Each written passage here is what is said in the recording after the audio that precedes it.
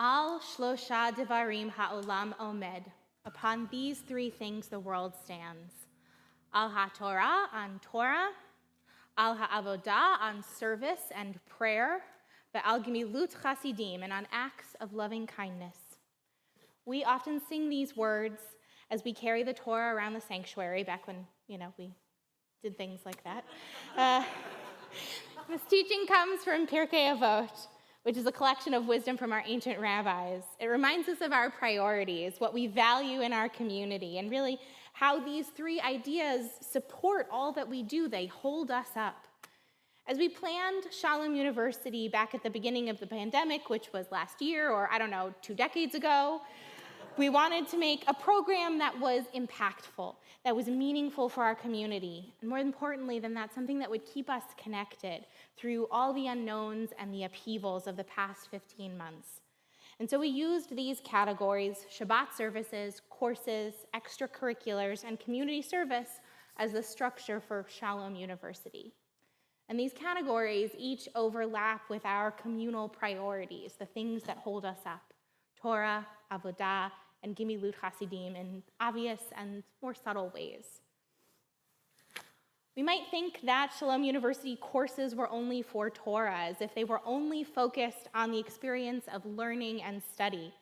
And certainly we explored Jewish texts and traditions. We discussed belief and prayer. We studied holidays and history. We met famous Jews in the news and pop culture.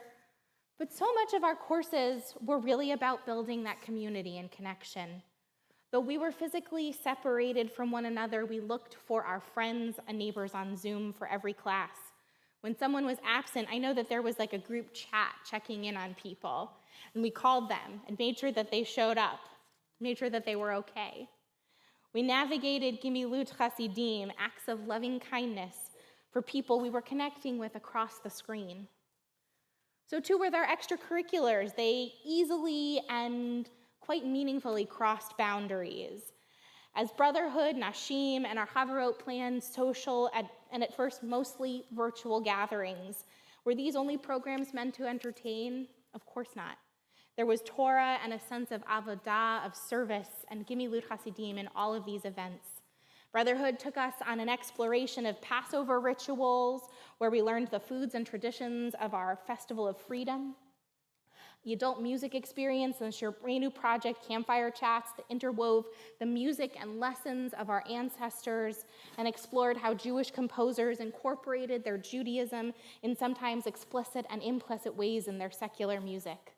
As COVID cases rose, Nashim made challah together on Zoom and devoted their baking to Sharsheret, a Jewish breast and ovarian cancer organization that offers education and support to communities across the country. And many of our Havarot found ways to offer acts of loving kindness and safely support communities and peoples in need, even if they couldn't gather together in person, making gift bags for Holocaust survivors and shopping for bulk supplies for Someone Cares Soup Kitchen. As part of Shalom University, we also made community service events a required part of the curriculum. Why? Because the Talmud teaches that a synagogue without windows looking out onto the world is not a holy place for Jews to gather. We are obligated to always be mindful of the community, the world surrounding us. And so even this past year, as we turned inward into our homes, our virtual congregation could look out the windows of our screens and see that the needs were perhaps greater than ever. And yet community service events were not limited to simply acts of loving kindness. They were a study about mitzvah, about the matanot la'avionim, gifts for those in need as part of our Purim Sharing Healthy Meals drop-off food drive. Volunteers who visited Holocaust survivors learned the terrible history of our people in order to carry those legacies further into the future. And the participants in the Listening and Learning Book Club not only explored the impact of social injustices, but how we can consider these issues through a Jewish lens. The last aspect of Shalom University was attending Shabbat services. Shabbat is what ties our community together. And this year especially, we all found Shabbat holding us, supporting us, and carrying us through these months of isolation and fear and loss. Sometimes we fought with our technology, but we made sure that Shabbat still happened. And at other moments, the technology truly elevated Shabbat to something we never could have imagined, like at our uplifting This Is SHM One Voice service, and indeed with the unique programs and presentations that happened throughout that Shabbat and the whole weekend. Shabbat is Torah. It is teaching us the ancient words of our people and opening our eyes to the lessons they can offer us each week. Shabbat is certainly about avodah, service to something greater than ourselves, to God, to community, to our spiritual selves. And Shabbat is also gimilut chasidim, a gift that we give ourselves each week. And especially as the days, weeks, months seemed to blend together while we stayed at home.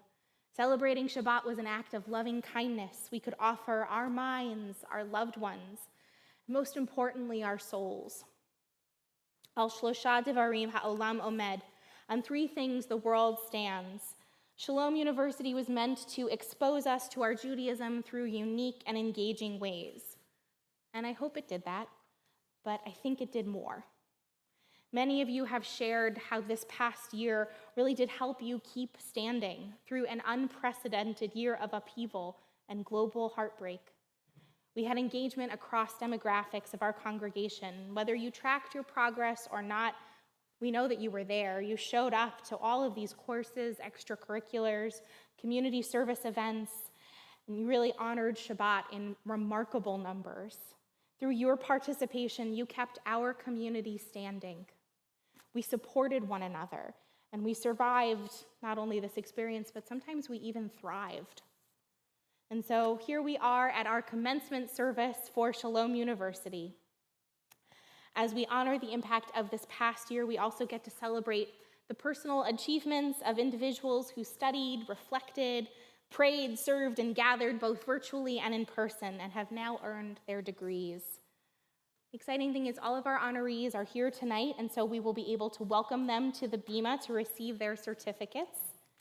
As we celebrate each of these people, let us also remember all the other honorees who earned their degrees before we could gather together safely, or were not able to receive their certificate in person.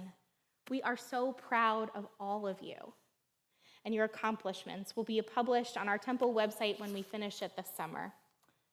And so now we start with Daphne Grant, who is earning a Master's of Aleph to Tav. Despite suffering from COVID this year, Daphne was a steadfast member of our community, attending extracurriculars, participating in community service events, and engaging in thoughtful dialogue at our adult ed. Mazel Tov, Daphne, thank you. And now we have 6 people earning their doctorates in Jewish life tonight. First, Tracy Donegan, who explored Jewish identity, text, and tradition through the lens of Maslow's hierarchy of needs, powerfully explaining the role that Judaism can play in meeting her personal needs as well. Mazel Tov, Tracy, stay up here. Next, we welcome up Deborah Globerson. Deborah wrote about the example that Shabbat as a pause in our week can set for how we speak and interact with others in the world. If only we paused, right, before we spoke, hit send, or acted, the peace and goodness it would bring to all of our lives. Mazel Tov, Deborah. Now we can welcome up Heath Leiner, co-president of our temple. Yeah. Heath studied one of the most difficult double portions in the Torah, Tazria Mitzorah, and then led our Shabbat edition community in a thoughtful, well-researched, and engaging conversation about this Torah portion. His paper wove together the wonderful dialogue from that discussion and his research to give our learners a sense of the meaning these challenging words from our tradition can have on our modern lives. Mazel Tov.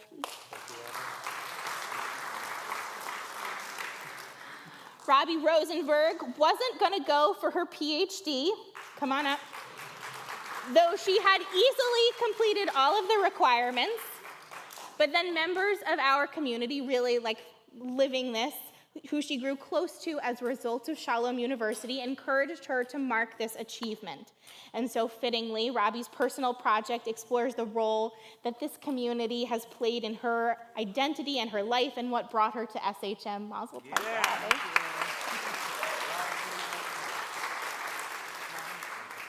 Next, we have Jim Worrell, who, despite the distance in a global pandemic, was a steadfast volunteer at many of our community service events, an active participant in adult ed courses, and a welcome addition to the Listening and Learning Book Club. In a personal and impactful personal paper, Jim wrote about the meaning he has found in Judaism as he explored and engaged with this religion and community for his adult life. Mazel tov, Jim. And finally, we will welcome up Wendy Worrell. At the beginning of the pandemic, Wendy began to document her family's Shabbat meals each week as a way to spread goodness through social media, which is, that's not nothing, and combat the growing anti-Semitism she saw in the world. Wendy's Shabbat tablescapes touched many of us through the pictures, study, the rituals of Shabbat, and her own personal reflections. Wendy's personal project teaches all of us about the effect that Shabbat can have on our lives and the meaning that it has brought to hers. Mazel tov, Wendy.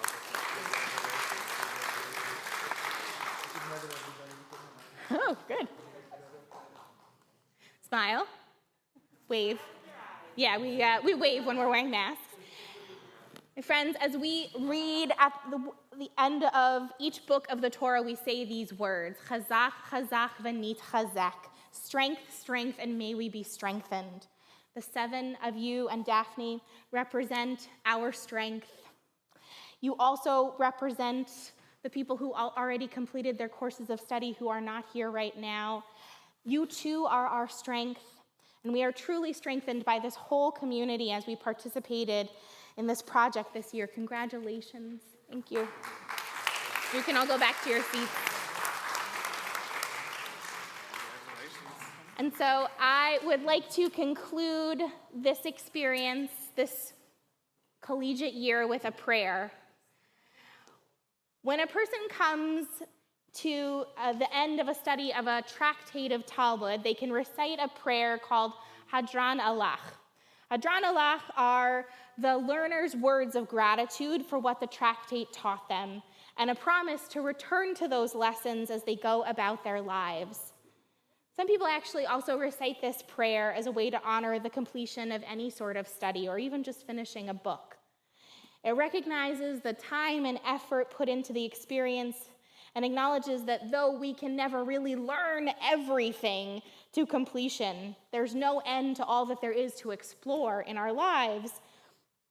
In any text, any ritual, any experience, we will never be the same as we were before we embarked on exploring that idea. This year in particular has left us all changed. So let us take a moment to honor the experience of it, the learning we gained from it, and a promise to revisit the values it has taught us of Torah, of avodah, and gimilut chasidim throughout the rest of our lives. Hadran Alach, we will return to you and you will return to us. Our mind is on you and your mind is on us. We will not forget you, and you will not forget us, not in this world and not in the next. On these lessons, we will continue to stand. Amen. Amen. Shabbat Shalom.